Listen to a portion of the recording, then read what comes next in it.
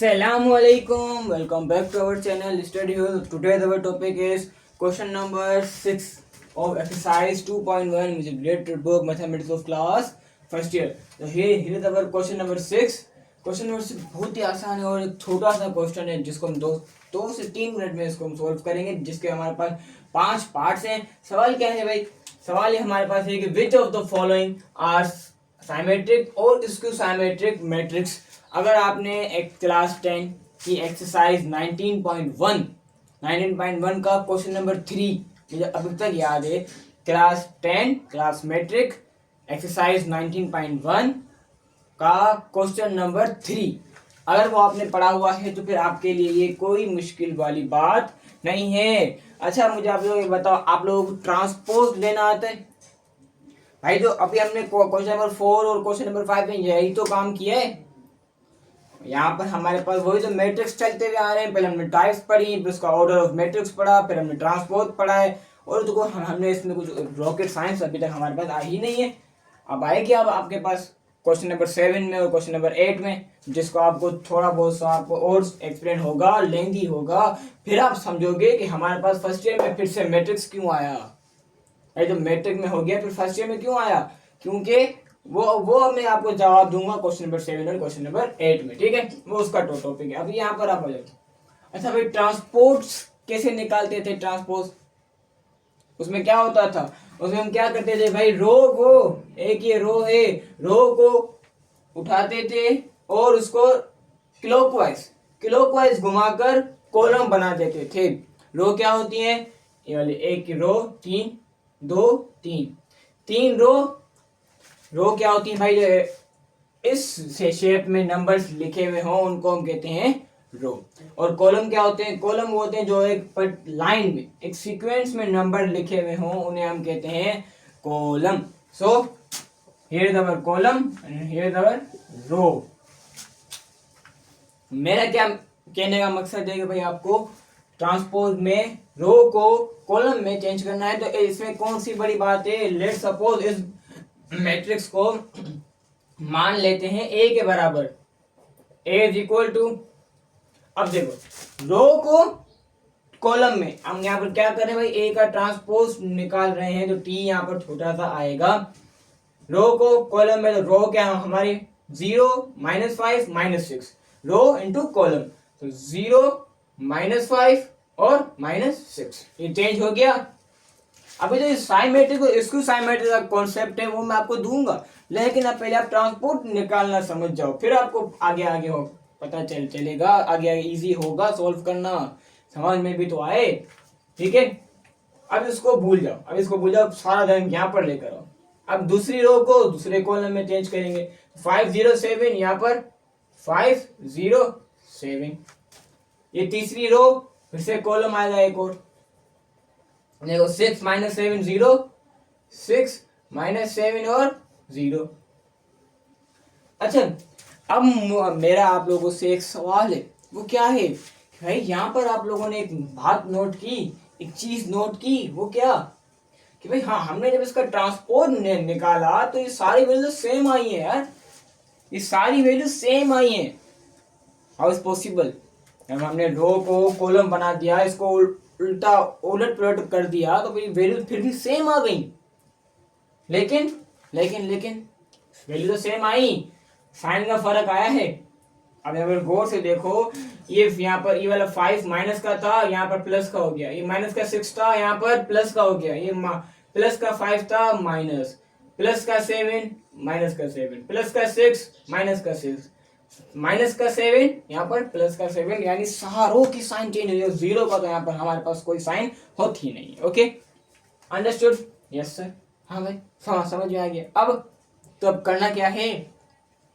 हमने यहाँ पर ट्रांसपोज लिया, उसके बाद जो हमारा आंसर आया, ये हमारा आंसर है. ठीक है, ये जो हमारा आंसर आएगा वो यहाँ तक फिर बिल्कुल एग्जैक्ट सेम आएगा. यहाँ तो फिर साइन का फर्क तो लाजमी आएगा. जब अगर हमारे पास फर्क आ जाएगा तो हम उसको कहेंगे स्क्यू साइमेट्रिक मैट्रिक्स. ओके, देखो यहाँ पर आपको सिर्फ इतना लिखना है, स्क्यू साइमेट्रिक और मैट्रिक्स। ओके, यानी ये मैट्रिक्स जो है वो उससे सेम नहीं है, यहाँ पे साइन का फर्क है। अगर फॉर एग्जाम्पल यहाँ पर कोई आंसर हम ट्रांसपोज निकालते हैं और हमारा आंसर सेम आ जाए तो फिर आप यहाँ पर एक चीज लिखोगे, वो क्या, साइमेट्रिक। अगर वो चीज अभी तक नहीं समझ में आ रही तो सबर करो, सबर करो, अभी समझ में आ जाएगी हर चीज। तो इसको करें हम फिर इरेज। ओके, भैया इतना टाइम नहीं है हमारे पास, ठीक है ना, तो जल्दी से हम इसको हर चीज को सॉल्व करेंगे।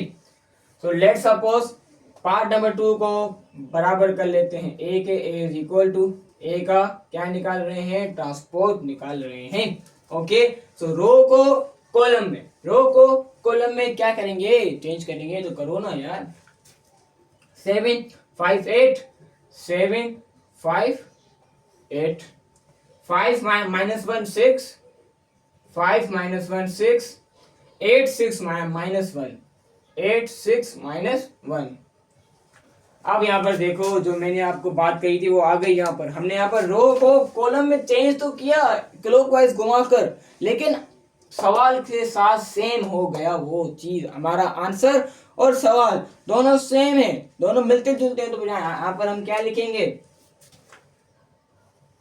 ये जो हमारा आंसर आया है वो है हमारा मैट्रिक्स और symmetric, symmetric matrix. Okay, understood. बस यही बात है यहाँ पर। अब यहाँ पर भी ट्रांसपोज लोगे, यहाँ पर भी कहीं साइन का फर्क आएगा तो कहीं सेम आ जाएगा। तो फिर आप जहाँ पर साइन का फर्क आ जाए तो यहाँ पर इसको साइमेट्रिक, यहाँ पर सेम आ जाए तो वहां पर साइमेट्रिक। चले तीन और पार्ट भी अच्छे से सोल्व करते हैं और अच्छे से इसको समझने की कोशिश करेंगे, ठीक है। ए ट्रांसपोज, भाई रो को कॉलम में चेंज करेंगे, 0 1 3 0 1 3 -1 0 5 -1 0 5 -3 -5 0 -3 -5 एंड लास्ट वन इज 0। ये 5 है। ओके, अब यहाँ पर हमने ट्रांसपोर्ट निकालने के बाद अब यहाँ पर आप देखोगे कि भाई हमारे जो साइन में तो कोई फर्क नहीं आ गया, यहाँ पर सेम आया है या साइन में फर्क आया है आंसर में। तो भाई यहाँ पर आप गौर से देखो, 0 को तो हम यहाँ पर देखते ही नहीं है। 0 हमें पता है भाई, वो तो ना माइनस का होता है ना प्लस का होता है, ठीक है। हम यहाँ पर कॉन्स्टेंट देखेंगे, नंबर को देखेंगे, नेचुरल नंबर देखेंगे, सही है। 1 था, प्लस का 1 था, माइनस का 1 हो गया, एक भी फर्क आ गया तो यानी वो स्क्यू साइमेट्रिक हो गया। लेकिन मैं फिर भी आपको दिखा रहा हूँ सारों में फर्क आया है। +3 -3 प्लस -1 +1 +5 -5 -3 +3 -5 +5। यहाँ पर हम क्या लिखेंगे, फर्क आया है तो skew symmetric matrix. Okay, understood, yes sir. अब बारी आ जाती है पार्ट नंबर 4 की। इसको भी अब लेट सपोज ए के बराबर ट्रांसपोज निकालेंगे। वो कैसे होता है, वो कैसे होता है, अब आप मुझे बताओ। रो को कॉलम में चेंज करेंगे, वेरी गुड। अब 1 2 5 1 2 5 2 5 -7 2 5 -7 5 -7 3 5 -7 और 3।